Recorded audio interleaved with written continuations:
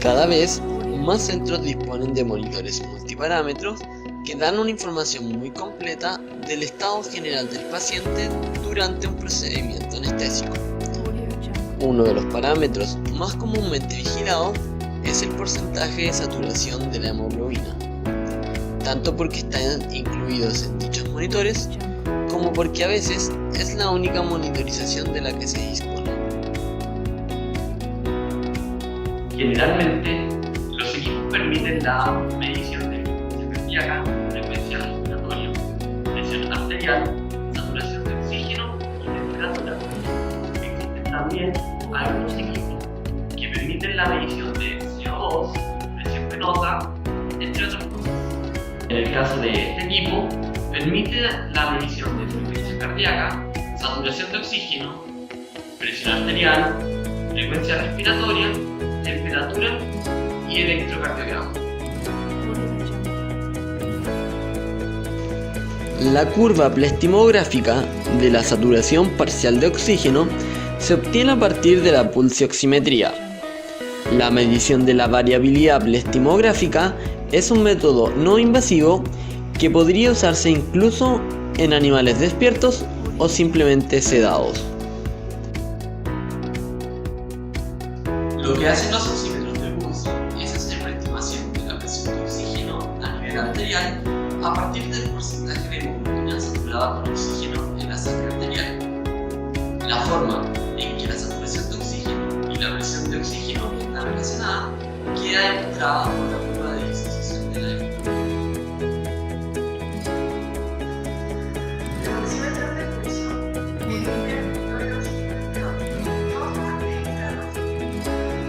La oximoglobina capta la luz infrarroja y la desoximoglobina capta la luz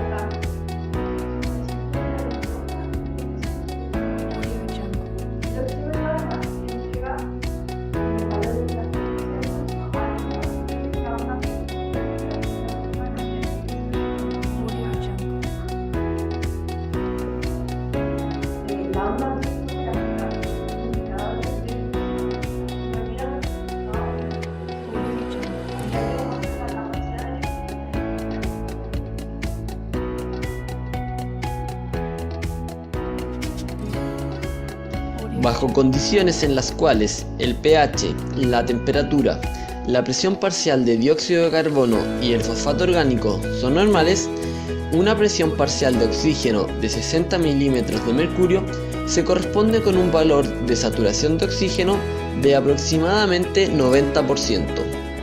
Sin embargo, puesto que muchos pacientes tienen alteraciones en los valores de pH, presión arterial de CO2, temperatura y o fosfato orgánico, esta relación normal puede resultar alterada. En este escenario, se dice que la curva de disociación de oxígeno está desviada. Estas desviaciones de la curva reflejan afinidad alterada de la hemoglobina por el oxígeno, lo cual afecta la carga y descarga de oxígeno. La correlación normal de presión arterial de oxígeno y saturación arterial de oxígeno es afectada cuando la curva es desviada. Desviación a la derecha. Una desviación a la derecha en la curva de disociación de oxígeno disminuye la afinidad de la hemoglobina por el oxígeno.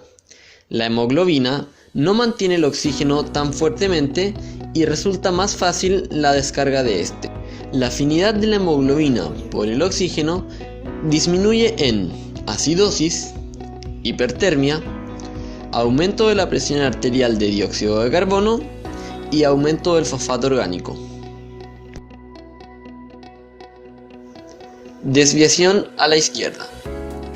Un cambio a la izquierda en la curva de disociación de oxígeno aumenta la afinidad por este. La hemoglobina se une más fuertemente al oxígeno y la descarga es más fácil. La capnografía consiste en la medición de las concentraciones del CO2 expirado con el objetivo de valorar el estado ventilatorio de los pacientes. nos permite confirmar con la detección de CO2 la correcta intubación endotraqueal y asegurar que la conexión entre el circuito anestésico y la vía respiratoria esté patente. Informa si la calzodada y las válvulas unidireccionales del circuito funcionan correctamente y si el flujo de gases frescos es adecuado. Evaluar la ventilación y perfusión pulmonar, pues representa un índice cualitativo y cuantitativo de la ventilación y perfusión alveolar, además de entregar la frecuencia respiratoria. La observación de los cambios en el valor del CO2 y en la morfología del capnograma es útil en la detección de alteraciones en el gasto cardíaco, embolismo pulmonar, cambios en la producción o en la eliminación de dióxido de carbono. El capnograma es la curva resultante al conjugar las variables de presión parcial de CO2 a través del tiempo, en donde se aprecian 4 fases, de las cuales las 3 primeras corresponden a la expiración y la última a la inspiración. La fase 1 representa el inicio de la expiración.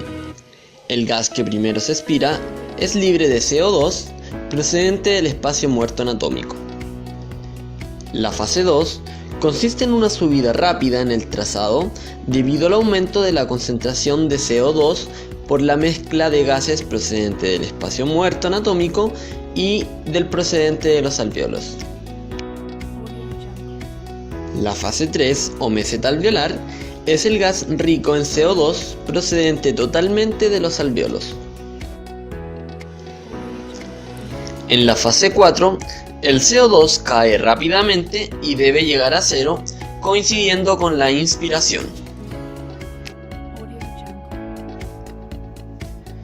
A continuación, analizaremos los capnogramas con alteraciones más frecuentes, no sin antes aclarar que la altura de la curva corresponde a la concentración expiratoria final de CO2 y puede ser expresada en porcentaje o en milímetros de mercurio. Los valores normales se encuentran entre los 35 a 45 milímetros de mercurio. Hiperventilación. Disminución gradual de la concentración expiratoria final de CO2. Si el valor es inferior al 3,9%, se denomina hipocapnia o hiperventilación. Es una situación frecuente cuando se realiza ventilación a presión positiva intermitente o en pacientes que presentan un plano anestésico superficial. Hipoventilación. Aumento progresivo de la concentración expiratoria final de CO2. Al llegar a valores superiores al 5%, hablamos de hipercapnia o hipoventilación. Oscilaciones cardiogénicas. Cuando el corazón, al golpear sobre los pulmones durante el latido cardíaco, origina un flujo de aire al final de la expiración. Es frecuente con frecuencias respiratorias bajas y volúmenes tidales bajos. Reinhalación. El aumento progresivo de los valores basales de CO2 en la capnografía puede representar el fenómeno de re-respiración, que se ve principalmente en soporte mecánico ventilatorio inadecuado. Las principales causas de reinhalación son calzodada gastada del circuito circular, con reinhalación de CO2, demasiado espacio muerto o un volumen minuto insuficiente.